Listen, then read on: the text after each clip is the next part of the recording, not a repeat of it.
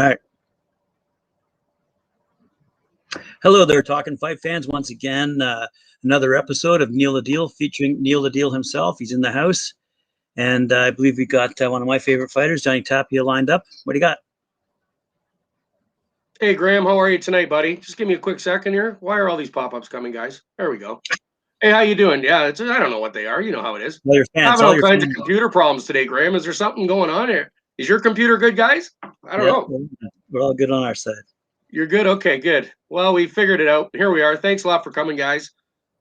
We're here at the Neil the Deal show, and I just got to apologize for yesterday. I think that was the worst game I've ever seen my team ever play. And Tom Brady, congratulations. You whipped our butt. I couldn't believe it. So anyways, I was wrong, like big time wrong. I've never been that wrong, Graham. I mean, I could see Brady winning the game, but not like that. That was unbelievable. So good for him. Mahomes, he was trying, but they didn't have it yesterday. I think his offensive line let him go. It was a really strange game for me, man, because I just was not expecting that whatsoever. They should have been prepared, fully prepared. And I blame Andy Reid. Sorry, Andy, your team wasn't prepared for that game. So good for Arians. He did well. He had his team prepared. And Brady, good for you, man, So, hey, let's talk some boxing with the guys out there. Okay, guys, thanks a lot for coming out, eh? I appreciate all the likes. If you like, always like. Share if you're a sharing kind of person, share. And subscribe and make the comments. We love the comments. They've been really good, eh, Graham? Recently, they've been really good, actually. Yep. Bang on. Bang on. Yeah, you guys are really setting us up with some good questions and comments. So thanks again for all that. I really appreciate it. So we're going to talk about a guy named Johnny Tapia. All right. So I used to watch Johnny Tapia fight growing up. I like all these other guys I watched. And he was a lighter guy. He was in the super featherweight division, the lightweight division, the bantamweight division. He was a smaller sort of guy, I guess you would call it. Like he wasn't a big guy in any means, but he was very, very flashy, so to speak, in the ring. He was built like a rock. You know what I mean? He had a lot of tattoos. He was a pretty tattooed up guy, and he was a serious cat in there in the ring. All the Tapia fights that I ever saw were fantastic. We're going to talk about some of those notable ones later on in the show, but we'll start it off with our regulars here. So he was born Johnny Lee Tapia. Johnny Lee Tapia, and his moniker was the babyface assassin, because he kind of had a baby face, but he was a cute guy. You know what I mean? Like the girls liked him and stuff. I thought he was nice. And anyways, he was born February 13th, 1967, in Albuquerque, New Mexico. His career spanned quite long, Graham, 1988 to 2011. So what's that? It's 10, 11, 12, 13 years. So 13 years his career. 12. Oh, no, more than that. Sorry, 23 years. Yeah. 88, 98, 2008. Yeah. 23 years. Hello. I'm thinking, 13. No, I watched him for quite a long time. And he was always amazing. Like, really, guys, if you want to see a lightweight, flyweight, kind of Scotty Olsen size, those lightweights and stuff like that, this guy was at the top of his game, like, all the time. And he had a pretty tumultuous life. His lifestyle was a little reckless, Graham, if you know what I mean. Yes. So we'll get into that a little more as we get into the show here. So he was born, again, February 13th, 1967. His career was 88 to 2011. And unfortunately, RIP, he has died. He died in May 27th, 2012 in Albuquerque, New Mexico. So I did not know he had passed away, Graham. I did not know that until I did a little more research on him. But yeah, so he's rest in peace there, John. You're an amazing fighter, man. Thanks a lot for everything. It was a fantastic career. So rest in peace, buddy. And we'll just talk a little bit about you so everybody remembers you. You know what I mean?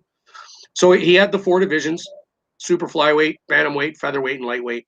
He held multiple world championships in 3 different weight classes, Graham.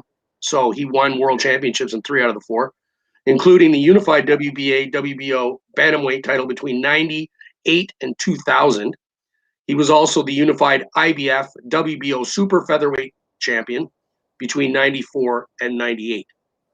So if you put that all together, he was basically a champion from 94 to 2000, like on that whole stretch of years. He held the unified belts, and he was really good. So he went 48-0 in his first 48 fights, Graham? Wow. Yeah, he was 48-0, and then he lost. 1999, he lost to a guy named Paulie Ayala. And Ring Magazine called that fight, 1999, was the fight of the year, even though Tapia lost. So, guys, we're going to talk about the notable fights coming up, but that is definitely one of them. Tapia Ayala, the first one, 1999. Check that one out. Amazing fight. Like, I've watched it maybe 5 times. I could watch it 6 times or 10 times. It's really good, Graham. These guys were head to head like the whole time. It was unbelievable. So he was inducted into the International Boxing Hall of Fame in 2017, which is great for him, man. I mean, he's passed away, but he's being recognized in the Hall of Fame. So I like that kind of stuff. You know what I mean, Graham? You need to be recognized for your contribution to the community and the boxing community. And I believe that's probably the biggest accolade. We all know, being in the Hall of Fame, right? Every sports individual in any sport wants to be in the Hall of Fame. That's basically what you want to do, you know, and not everybody gets to the Hall of Fame. So that's a big one for him. For sure. Let's talk a little bit about his amateur career. He didn't really do a lot of amateur stuff, but he was the 1983 New Mexico State Golden Gloves champion out of New Mexico, because he's from Albuquerque, right? And 1983 and 85, he was a national Golden Gloves champion at lightweight, light flyweight, and flyweight. So both those divisions, he was the national Golden Gloves champion. So not only was he the state champion, but he also became the United States champion. Well, that's pretty damn good, I'd have to say. That, you know, as an amateur, right? Those are some big ones. Hey, Graham, those are big, eh? Yep. Yeah, for sure. Any Golden Gloves, as we all know. Did he ever go to the Olympics? No, he didn't. He didn't go to the Olympics. No. So let's talk a little bit. That was his amateur thing. He basically went from amateur to pro really quick too, Graham? Like, he didn't have a 4 or 5 year career as an amateur. He just basically, I think he was more of a street fighter from what I read. He started out as basically kind of a rumble tumble kid. We got into a lot of scuffles in the streets and in schools and whatever. And eventually he just figured boxing was something he was good at. He enjoyed beating people up, I guess. I don't know. And he decided, hey, if I can make a buck doing this, whatever, right? So he had a really good, yeah, exactly. I know. It's like, what the heck? He had a really good pro record. I didn't know it was this extensive. You know, I knew he was probably in the 40, 50 fights, Graham, but his totals are bigger than that. So pro total fights, 66. All right. Wins, 59. 59 wins out of 66 fights. Pretty good. And he had 30 KOs out of those 59 wins. He had 5 losses, right? 5 and 2 draws. So that's you know, you can't win them all. All right. Nobody, I mean, Floyd Mayweather won them all, but that's disputable too. I mean, I think he lost some of those fights, but you know, it is what it is, right? The judges decided that he won the fight. Well, whatever, right? Rocky Marciano was 49-0. That's about the only guy, you know what I mean? Yep. Like a real guy. So in 1990, he won the USBA super flyweight title. So these are some of the titles that he was getting, like the WBOs, the IBFs, the WBA, the WBC, the USBA, the NABF. Like this guy's all over them, all over these titles. So he was having a lot of problem around 89, 92. This is when it became apparent that he had a substance abuse problem, and he was suspended for 3 years by all boxing across the board. Almost 2.5, 3 years or something. He was suspended. But he came back and returned in 1994 and instantly won the NABF super featherweight title, like instantly. Like his first fight back. You know what I mean? He was on a title fight. So I guess he took his punishment like a man. He came back and he won a title. 97, July 18th. July 18th, guys, one of my favorite days, my father's birthday, July 18th. So in 1997, he had a big title fight. And I saw this one. It was against a guy named Jorge Romero. And I remember watching this one, Graham, and he beat Romero, which was amazing, by unanimous decision. It went all the way, and he won the IBF title again, and his WBO belt, right? So he had both belts at that time. And the end of '98, he decided to vacate those two titles and move up in a weight class. So, when you move up in weight class, you can't take your titles with you. You basically have to vacate them and have the number 1 and 2 contender fight for the vacated title, right? So on December 5th, 1998, he won the WBA Bantamweight Championship to become a 2-division world champion, right? So that was in '98. In '99, he suffered his first loss, Graham, and that was that title fight against Paulie Ayala. That was his first loss. So he was 48-1 after that. And again, that was fight of the year in '99. So check that one out. In 2000, he became, again, he was the 2-time world champion. And later on in 2000, he was robbed. I watched this fight, and he lost a very controversial rematch to unify the belts at that time. And he lost. And the commentators, I remember, were saying, I remember this distinctly because they were like, it was so lopsided, Graham. Like, Tapia won that fight so easily, and yet he lost.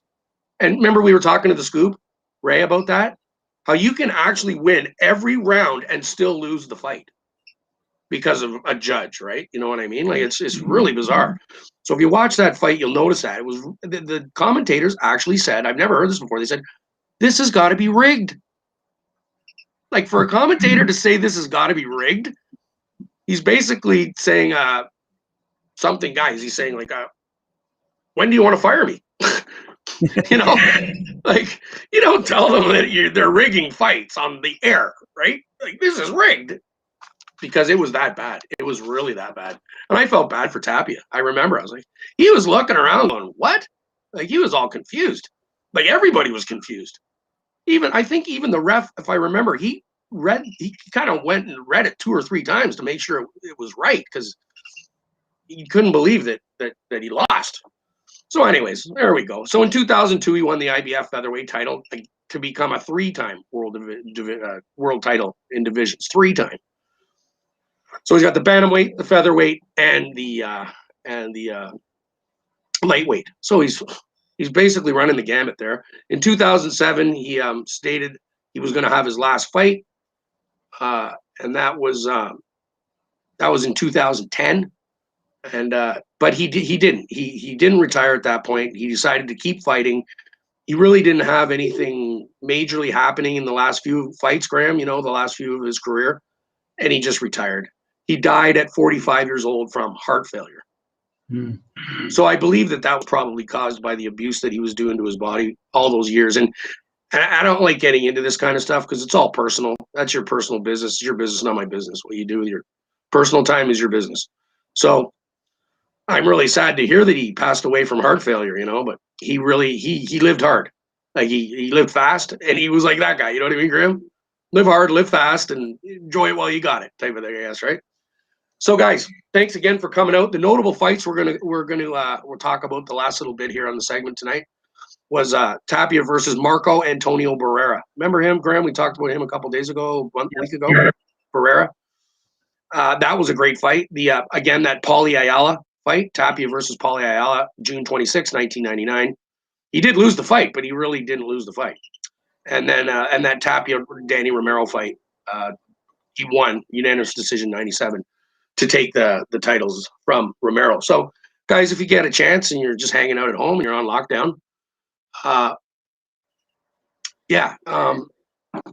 some of those fights. They're all really good. The guy was amazing in the ring. He had all the speed, the punching power, everything else. Blah blah blah blah blah. Like, he was a real good one. So, Johnny Tapia, rest in peace, buddy. Thanks a lot. And we were going to talk about Leon Spinks, something about Leon Spinks, Graham. We were thinking about what I don't know, Alzheimer's. What was it? Was I?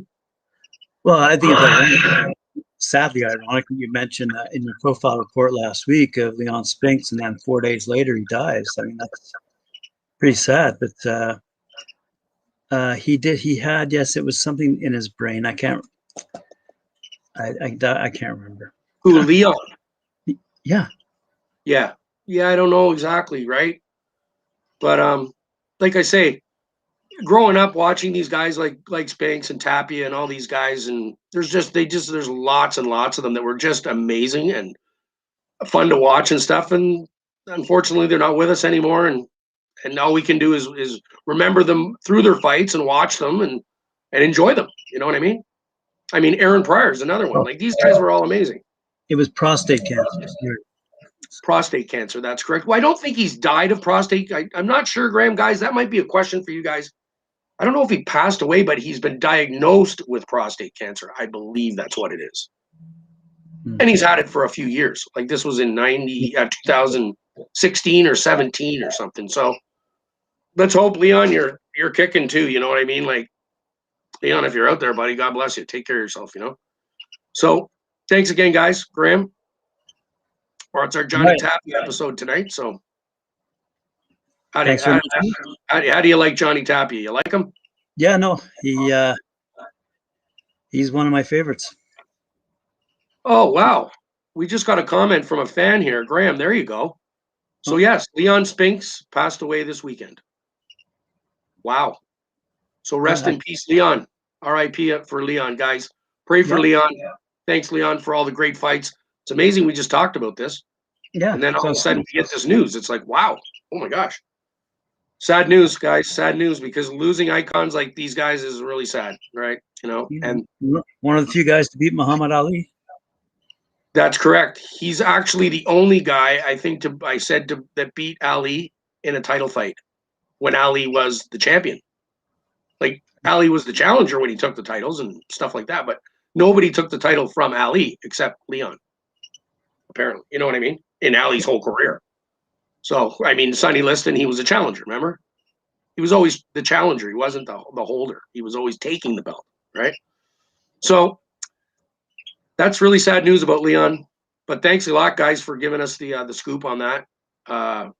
Rest in peace, buddy. I'll get a little prayer for him. And thanks a lot, guys. We'll see you tomorrow night, 7 o'clock. We're going to have some pretty fun stuff coming up tomorrow. So thanks again for coming out. Graham, thanks for having me. Take care of yourselves, guys. Be safe out there and stay warm. Thanks for listening.